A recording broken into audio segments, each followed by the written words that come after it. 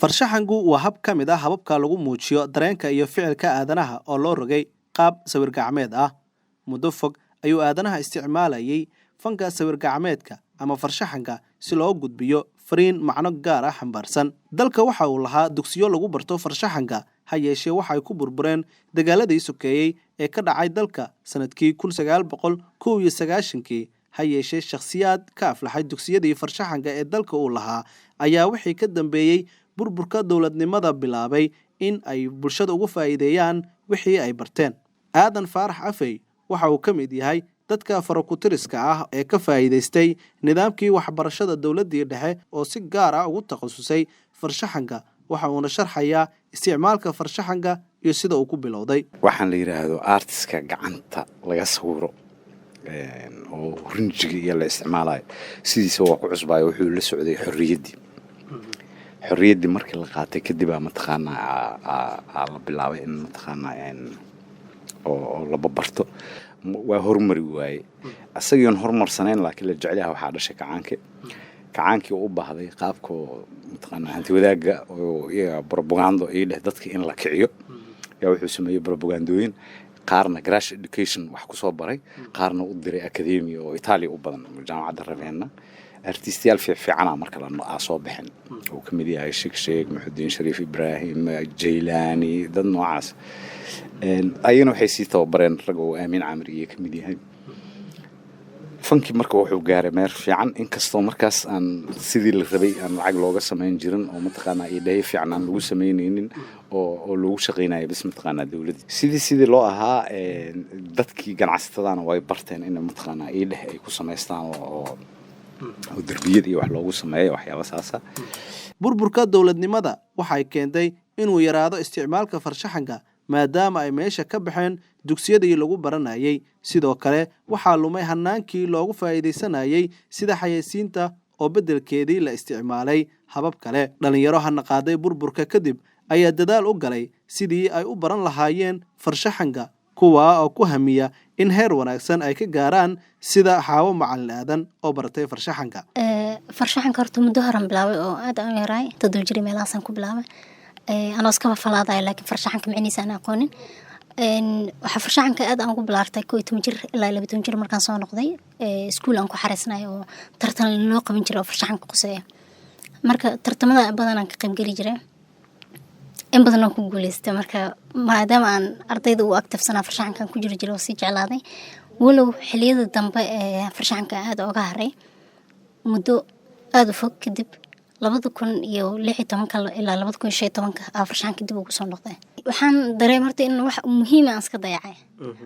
laana wax abarto gooni laakiin wuxuu Ilaahay kugu abuuro oo heybada oo la imaato in dayacdo mararka qaar ma fiicno.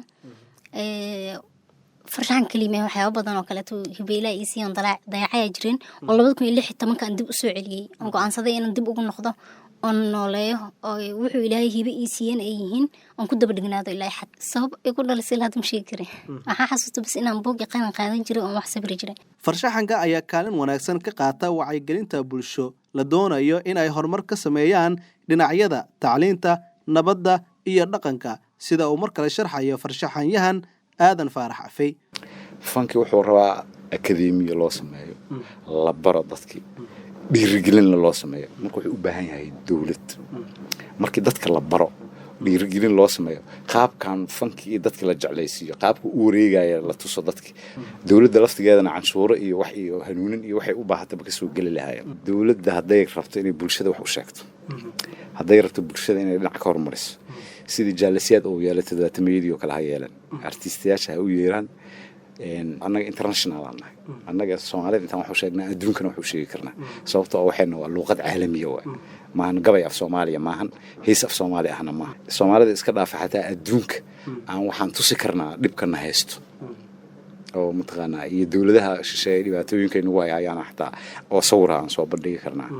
dadkana waa hanuunin karnaa oo si casri ah u hanuunin. Dadka Soomaaliyeed ayaa sida badan dhaqankooda ku muujiya farshaxan midabo kala duwan xambaarsan oo ay ku dul sameeyaan agabka la isticmaalo sida weelasha, gogosha iyo waxyaabo badan oo la mid ah. Waxaase isweydiin mudan caqabadaha uu wajahay farshaxanka Soomaalida muddadii uu dalka burburka dawladnimo ku jiray iyo isticmaalkiisa oo yaraaday. Waa kuwan qaar ka mid ah shacabka Muqdisho oo ka aragti dhiibanaya arrimahaasi. farshaxanka sii liicaya waxaan dhihi karaa muddadan oo aan dowlad Soomaaliyeed oo waxaas ka dhiidhiso oo sii kiciso oo sii wado oo isku hawsho iyo meelo u qaas aysan lahayn marka muddadii Maxamed Siyaad Barre markuu joogay ka soo wareegatay waqtigaas ayaa farshaxan la sameyn jiray. farshaxanka waxa waaye waddan kasta wuxuu leeyahay farshaxan uu samaysto oo yacni oo la dhihi karo waxa waaye waxaan waxay ka turjumayaan yacni ummad dal iyo dad yacni is wada jirata sababtoo ah farshaxanka waa astaan u taagan dhaqan ama dadyowga adduunka oo dhan waxay isku yaqaanaan farshaxanadooda ayay macnaha maxay ahayto ay isku yaqaanaan sidoo kale Soomaalida farshaxanka ay leedahay iyada wax badan oo badan ayaa dhaqankii aan dhihi karaa ayaa iska bedelaya sababtoo ah haddaan annaga Soomaali farshaxankeena adduunka oo dhan waa kan ugu quruxda badan waana ku faanaa. Farshaxanku waa fan isu dheelitirnaantiisu ay ka kooban tahay hibo iyo barasho, waxa uuna leeyahay saameyn wanaagsan iyo mid aan wanaagsanayn.